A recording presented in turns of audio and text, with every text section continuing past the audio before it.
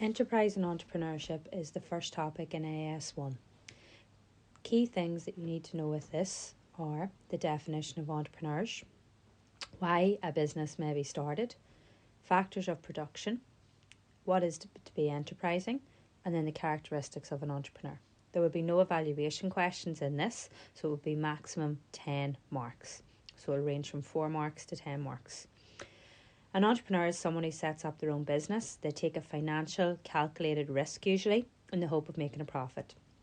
Key buzzwords: they spot an opportunity and they take a risk then in setting that up. Why? To be their own boss and hopefully gain financial reward.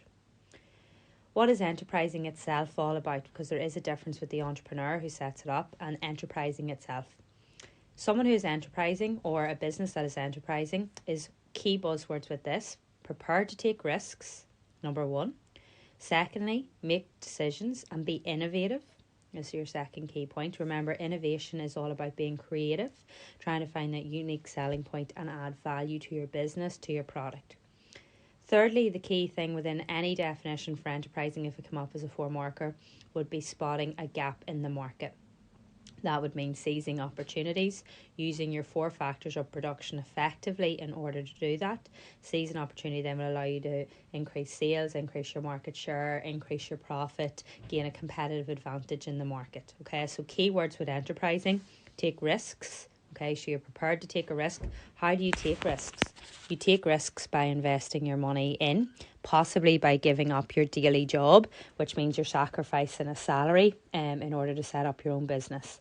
You can then make decisions and be innovative. Creative means then with that innovation, you can set up something that's unique and different from someone else. And then lastly, spotting that gap, which links in with innovation. Remember, if the enterprising comes up for the 4 marks, just get as much theory in. And then a key point then on how a person in the case study shows enterprising coming through. So, for example, MJM with Brian Conlon in one of the previous case studies, how he gave up his job as a joiner to then set up his own business and took a risk by investing his money, giving up the day-to-day job, as we said, and he spotted a gap for unique cruise ship refurbishment, which allowed him to make a healthy profit and grow. So they would be your 4 markers. Reasons why it might start: could be a 4 marker also, but could go 6, 8 or 10. I would doubt it would go 10, but it is allowed to. Why would you start a business? Key theory reasons: you spotted a gap in the market, so you've seized that opportunity. I would bring in making money with that, even though that's the second point itself in theory. Theory notes and mark schemes. With that, you're thinking, right, seize the opportunity, spot the gap in the market, make money, make profit. What can you then do with that money? You can reinvest it back in, or you can keep it for a personal reward for giving up hours of your life into this business, and for also taking the risk of investing possibly your own savings into the business. Why else? The other key reason would be to be your own boss. You work your own hours, even though they're long, you get to choose, you get that flexibility compared to if you work for someone and have to take orders from them. You get to make your own decisions and create, the job, the business. So you have control, okay? And you've control over that key thing, their decisions. You're not having to take orders. Why else? It's a hobby. And we looked at videos at the start of the year about that and how many businesses start out from a hobby. You have the likes of Quicksilver, started out by a surfer. You have a successful hurling business in Cork, which creates the hurls for hurling. And he just played hurling and figured he could do it himself and make a better go at designing them, and has done very well. So that's the idea. They had a hobby, and when they were doing the hobby, they noticed something. Well, I could do this better, or I could turn this hobby into money. You see it even with people in like the fitness industry and that as well. The other thing, not as likely, but maybe they just have money. They have spare capital sitting there and they've used it to start up a business because they have that. Not really the best one to use. The key ones would be spotting the gap in the market, the opportunity to make money.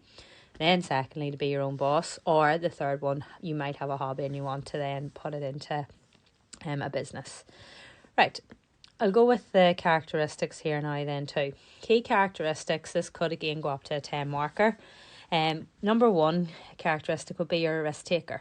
Okay, You are a calculated risk taker usually, especially if you want to be successful. You've weighed up the pros and cons of it. They've maybe invested their savings and leaving their job, as I said earlier. They've become self-employed, so there's maybe no longer a guarantee of a salary coming through. And obviously that's a massive risk, especially for anyone who maybe has a family, mortgages, bills to pay. And that's sometimes one of the key reasons that holds someone back from setting up their own business.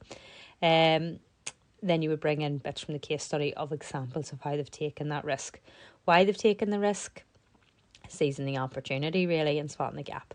Innovation's another key characteristic, and it's a good one to use. It's about being creative, thinking of new products, creating that USP, that added value, building a strong brand, creating a product that's completely unique.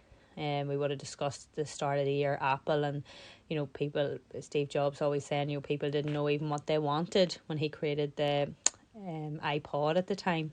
And then obviously innovation, the iPad, the iPhone, the iWatch. So that's the idea. You think of things that are different, something that's new, a new way of doing something. How does that innovation help? Gives you the competitive edge. Again, linking back to that, your sales, your profit, your market share. The other key characteristic is you are likely to have a good vision and be able to spot opportunities. Links a little into innovation. You might find it slightly repetitive, but it is a separate point. Recognising there's a gap in the market and then make that product or service that can then fulfil that, and then maximise sales and make a lot of money back on the return on your investment then from that. And usually the case study will have an example of where that's maybe be seen if you want to use it. I like hard work, energy. As a fourth point. Remember, this will be maximum 10, so 3 key points, but it depends on the case study. Where you see hard work and energy, they're having to put in a lot of extra hours into the work they're doing. They have to go above and beyond what's required. They have to put in that time. They have to lead by example if they have staff. Not all entrepreneurs will. They could be working on their own. But to make something work, they have to put in the extra hours. And that can be, if you're not making that much profit at the time, if you're making a loss, especially in the early days, it can be difficult, but you have to keep putting in the time in order for it to be successful. Fifthly, self-belief. Your business may fail. And a number of entrepreneurs' businesses have failed, and they've kept going. They've gone again. They've set up something new. And that obviously is coming from self-belief. They have to have confidence in decision-making and ability to succeed. So as I said, even when something fails, they keep going, to be confident in themselves and go from there. And you would bring in an example maybe of if it's failed at a time, but again, depends on the case study. Determined, committed would be another possible one. I think that would link in with almost hard work, energy. So I would link those two together and bring those buzzwords in. Okay, there'll be plenty in the case study of examples of this.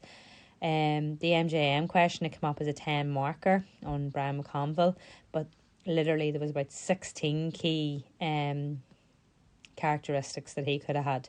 But those ones there would be your key ones coming through. Lastly, with enterprise and entrepreneurship is your factors of production. Likely to be a 4 marker, but can go 6, 8 or 10 if needed. It has come up 2 years ago. And it was to describe one of the factors of production and then link it to the case study. 4 key buzzwords with this: land, labour, capital, enterprise. You could be asked to describe any one of those specifically, or just select a factor of production and explain how a business uses it. So explain and then link it through.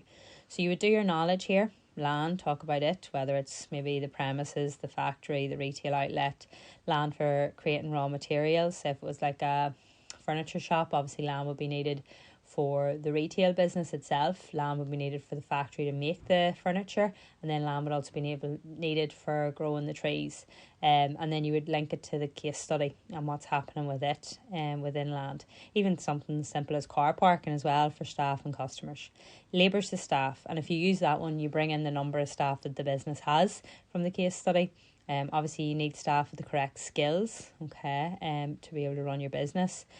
Staff are going to have a massive impact on your customer service, so you can link all that through as well. And it's important to keep your staff motivated and happy, so they don't want to leave the business. That will keep labour turnover low, because you don't want to be spending a lot on training, recruitment and selection if staff are leaving quite often. The other possibility is capital. Businesses need money. They need money to buy all these assets. Your machinery, equipment, premises, all of that, all your inventory to get started, and then you need money to actually run it. It's usually mainly for your assets coming through. Again, link to the case study if it's mentioned in it, how much they have in capital and things as well. And the last one is enterprise. And you'll be shocked how people maybe don't explain this very well if they choose that one. But this is where you go back to what I was saying towards the beginning of this recording. Enterprising is about taking risks, so you would definitely get that in. It's about spotting an opportunity to grow your business and spotting a gap in the market. That would be your key buzzwords there. And then you would bring in how the entrepreneur has shown enterprise, or the business has shown enterprise, and how they've taken risks and how they've made decisions, spotted opportunities, and grew their business there by, for example, being innovative as well. And that's your entrepreneurs and enterprise section. As I said, maximum 10 marks with that. Just remember your key skills, your knowledge on every answer, your application thoroughly to the case study, so get in as much of the case study as you can, and then your analysis. So think about, your BLT, as what I said at the start of the year, because, and then explain that, and then therefore, and leads to, and bringing all that through. Or you can keep it as simple as this means, this will lead to, consequently, therefore. But definitely get in your analysis and really well develop it, especially in those bigger mark questions like the 6, the 8 and the 10 in this part of the section.